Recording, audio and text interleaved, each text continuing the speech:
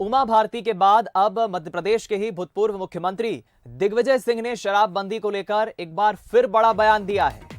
दिग्विजय सिंह का कहना है कि शराबबंदी करना अव्यावहारिक होगा। प्रदेश में शराबबंदी से शराब माफिया का ही भला होता है, आम जनता का कोई भला नहीं होता। माफिया, अफसर और नेताओं का शराबबंदी से भला होता है। उमा भारती और प्रज्ञा ठाकुर के कहने से क्या होता है? सरकार प्रदेश में शराबबंदी करे, कौन रोक रहा है? और ये पहली मर्तबा नहीं है। 2 दिन पहले दिग्विजय सिंह ने शराबबंदी को लेकर एक और बयान दिया था, जिसमें वो अपनी नीति कह रहे थे, नीति बता रहे थे।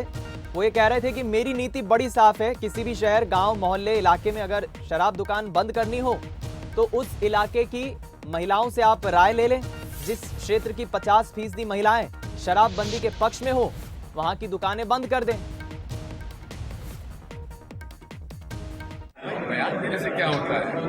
जिस पार्टी की सरकार है वो करे, क्यों कौन रोक रहा है? मेरा तो इसमें स्पष्ट मत है कि शराबबंदी जो है ये अव्यवहारिक है और हमारी नीति आज भी चली आ रही है कि जिस मोहल्ले में 50% से महिलाएं दुकान को बंद करना चाहते हैं वो आवेदन दे दें, वहाँ दुकान तत्काल बंद कर देना चाहिए। क्योंकि गुजरात में शराबबंदी चली हुई है। सबसे आसान जो ब्रांड चाहते हो वो आपके घर में 10 मिनट में पहुँच जाती है और उसमें केवल पुलिस और एक्साइज डिपार्टमेंट और नेताओं का भला होता है, जनता का कोई।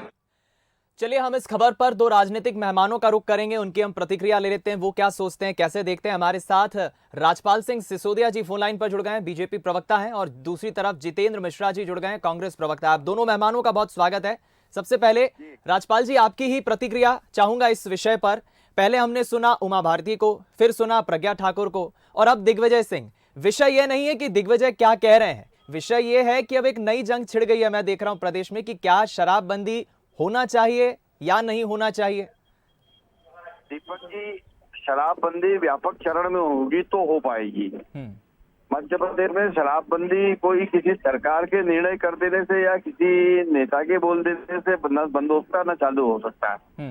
ये कई चरणों में जाके सरकार को करना पड़ेगा, तब जाके कहीं हो सकता है। क्योंकि जब तक व्यापक जनचेतना इस विषय को लेके नहीं आएगी कि शराब का सेवन नहीं करना चाहिए, तब तक शराबबंदी सरकार कर भी देगी तो लोग पीना थोड़ी ना छोड़ेंगे जी। तो इसलिए कुछ हद तक दिग्विजय सिंह जी की बात भी सही है, कुछ हद तक उमा जी जो कह रहे हैं उनकी बात भी सही है कि होना चाहिए, और सरकार ने भी करने का काम किया। आप देखेंगे कि पिछले दिनों नर्मदा के किनारों के जितने जिले आते हैं, उन जिलों में जो दुकानें हैं वहाँ कोई भी नई दुकान खोलने का काम नहीं हुआ, और मध्य प्रदेश में भी कोई नई दुकान खोलने का नहीं हुआ। तो जो पुरानी दुकानें हैं ऑलरेडी काम कर रही है, उसके अलावा हमने कोई उसमें विस्तार करने का काम नहीं किया है।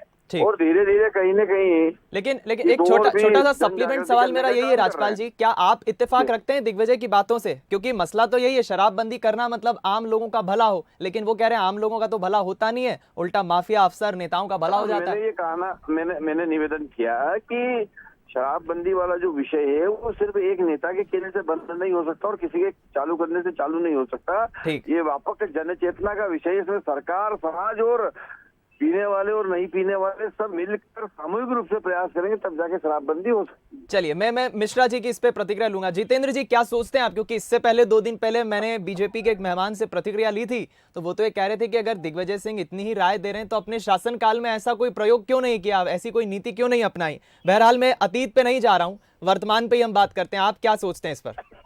नहीं, देखिए, राज्यपाल जी ने बड़ी सदी हुई बात की है जो जी। थोड़ा नेटवर्क में आ जाएं आप जितेंद्र जी, आपकी आवाज नहीं आ पा रही है। आ रही है? जी, अब बोलें, अपनी बात रखें। मेरा ये कहना है कि राज्यपाल जी को मैं बधाई देता हूं कि दिग्विजय सिंह जी के बयान का समर्थन किया है उन्होंने जी। लेकिन क्या है कि जनजागरण चलाएगा कौन? शराबबंदी की दिशा में काम कौन करेगा? सरकार को एक कदम तो उठाना चाहिए।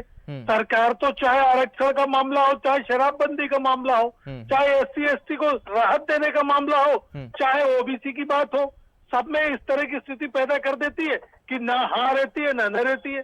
भारतीय जनता पार्टी को अपने नेताओं को समझाना चाहिए, उमा भारती जी को बताना चाहिए कि शराबबंदी कैसे हो पाएगी, कैसे नहीं हो पाएगी। आप ये बताइए, एक नेता इनका शराबबंदी की बात कहता है, दूसरा कहता है शराब औषधि है, तो ये भारतीय जनता पार्टी के नेताओं के अंदर जो विचारों को लेकर के गलतफहमियां जी। हैं उसको स्पष्ट करना चाहिए। किस सिद्धांत का पालन करते हैं ये बताना चाहिए।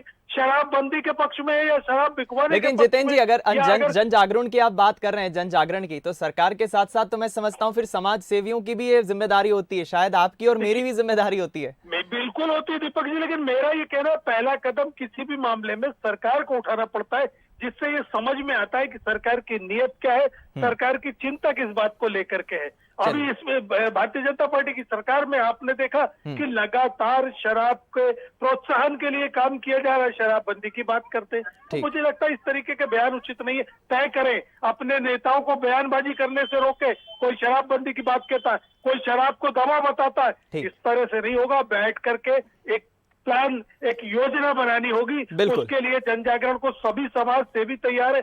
हम तो शराबबंदी की भी बात, आपने कहा, उमा जी ने कहा शराबबंदी, हमने कहा हम सहमत है। करोगे कैसे ये बताइए। चलिए, ये इस पर जरूर जितेंद्र जी आप ठीक कह रहे हैं कि इस पर जरूर एक राय आना चाहिए, विचार विमर्श होना चाहिए। आप दोनों मेहमानों का मैं बहुत शुक्रिया अदा करूंगा, राजपाल जी और जितेंद्र जी, हमारे साथ जुड़ने के लिए, इस विषय पर अपनी अपनी बात रखने के लिए, प्रतिक्रिया देने के लिए। लेकिन देखिए, बात वही है, आने वाले विधानसभा चुनाव में अब एक बड़ा सवाल ये भी खड़ा हो रहा है कि क्या शराबबंदी एक बड़ा मुद्दा रहेगा। इस पर दोनों ही प्रमुख राजनीतिक दल मध्य प्रदेश के, बीजेपी और कांग्रेस, क्या स्टैंड रखते हैं, क्या आगे निर्णय लेते हैं, ये बड़ा देखना दिलचस्प होगा।